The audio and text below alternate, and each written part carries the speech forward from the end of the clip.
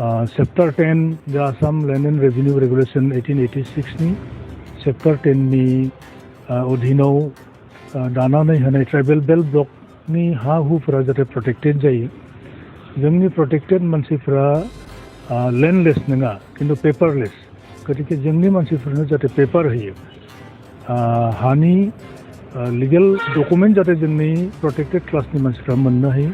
बेखौ जों नाजागोन 2005 नि आगोलनिफ्रायनो जायफोर ट्राइबेल फरेस्ट डुवेलार्सआ माने हाग्रायाव थादों बा फरेस्ट डिपार्टमेंटनि हायाव बा बे रिजार्व फरेस्टआनो जा वाइल्ड लाइफ सेंक्चुरियानो जा बै ट्राइबेल फरेस्ट डुवेलार्सफोरनाव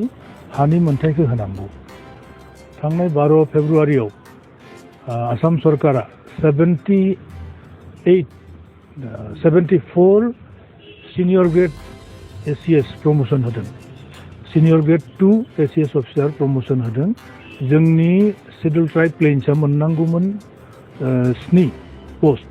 नाथाय मात्र 4 पोस्ट होनाय जादों आसाम ट्राइबेल संघनि बोसोरारि जथुम्माजों लोगोसे ट्राइबेल इउथ लिगनि एक्जिकिउटिभ मेल जालांबाय नोंथाङा बाहागो लाफैदों मा फोरमायगोन बे दुब्लियाव दिनै चिरां डिस्ट्रिक्ट अल आसाम ट्राइबेल संघनि कन्भेन्सन जों लोब्बा लाखिनानै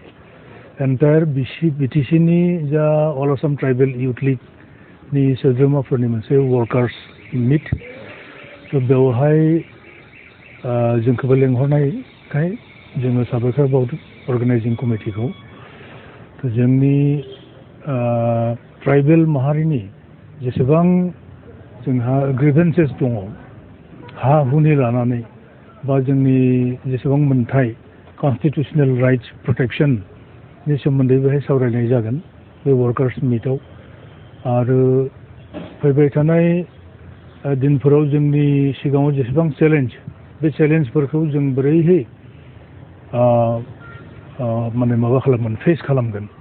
बेनि सोमोन्दै जों स्ट्रेटेजि खायफा लागोन जोंहा मेन इस्युआनो जाबाय हा हुनि मोनथायखौ जाहाथे माने रैखाथि मोनो चैप्टर 10 द Assam land and revenue regulation 1886 नि चैप्टर 10 नि अधीनाव दानानै होनाय ट्राइबेल बेल्ट ब्लक नि हा हुफोरा जाहाथे प्रोटेक्टेड जायो जोंनि प्रोटेक्टेड मानसिफोरा लैंडलेस नङा किन्तु पेपारलेस गतिके जोंनि मानसिफोरनो जाहाथे पेपार होयो हानि लीगल डकुमेन्ट जाहाथे जोंनि प्रोटेक्टेड क्लासनि मानसिफोरा मोननो हायो बेखौ जों नाजागोन आरो जों नाजाबोबाय थादों आगोलनिफ्रायनो आरो नैथियाव जाहैबाय recognition of forest right act 2006 बे आयेना 2005 नि आगोलनिफ्रायनो जायफोर ट्राइबेल फरेस्ट डुवेलार्सआ माने हाग्रायाव थादों बा फरेस्ट डिपार्टमेंटनि हायाव बा बे रिजार्व फरेस्टआनो जा वाइल्ड लाइफ सेंक्चुरियानो जा बै ट्राइबेल फरेस्ट डुवेलार्सफोरनाव हानि मोनथायखौ होनांगौ पट्टा होनांगौ बा लैंड टाइटल होनांगौ नाथाय बीटीसी एरियायाव गोबां जोंनि ट्राइबेल फरेस्ट डुवेलार्सफोरा बे हानि राइट्सखौ मोनजोबाखै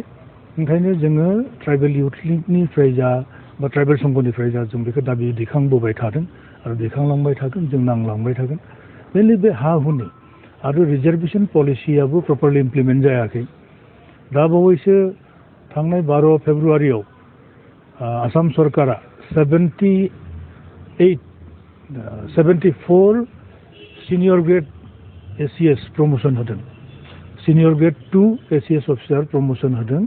जोंनि शेड्यूल ट्राइब प्लेन्सआ मोननांगौमोन 7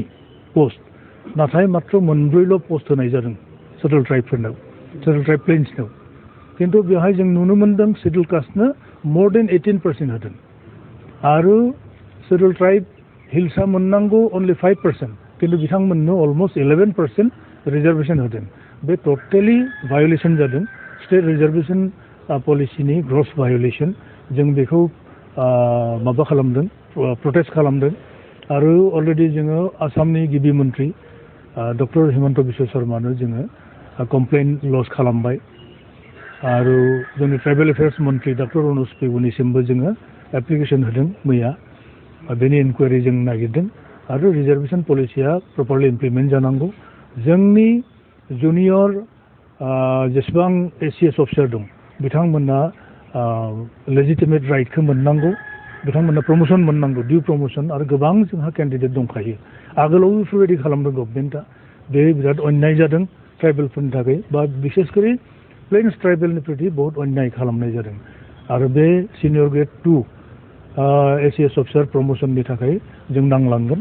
थिग बेफोरबायदिनो गोबां जोंनि ग्रिभेन्सेस दङ जोंनि ट्राइबेल माहारिया बेफोरखौ जों सुफुंनो थाखाय नाजागोन ओंखायनो जोंनि बे चिरांनि बे डिस्ट्रिक्ट इउनिटनि कनभेनसनजों लोगोसे जोंहा माबानि ट्राइबेल इउथ लिगनि एन्टायार बिटिसिनि वर्कारफोरनि दिनै मिट जागोन जों गासै बाथ्राफोरखौनो मोजाङै माने नायबिजिरनानै जोङो सावरायगोन। Thank you.